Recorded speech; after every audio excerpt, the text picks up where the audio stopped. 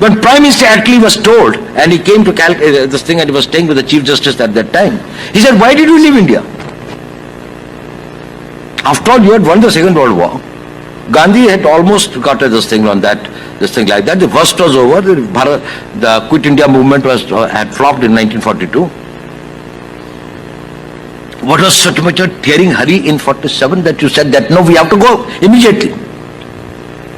He said it was not that. It was the spark that Bose had created among the soldiers of the Indian Army.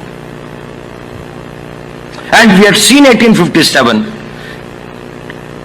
2.5 million, 25 lakh Indian soldiers had returned victorious from the Second World War. And when the incidents like this started taking place, there was this thing, revolt in the Karachi Nawaldak base, there was this thing in Jabalpur, there was this thing in Asansol, and so many places, and people joined the INA. He said, "We knew we will not be able to take this country and hold this country." It was the threat of Subhash Bose, the rising of Indian nationalism, that we knew it's a matter of time. And if we do not quit voluntarily, we will quit in a way that will be a bloodbath.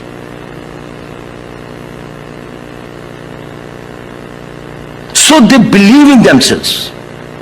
When he says, "तुम मुझे खून दो, मैं तुम्हें आजादी दूंगा," do you know how much of a blood he gave?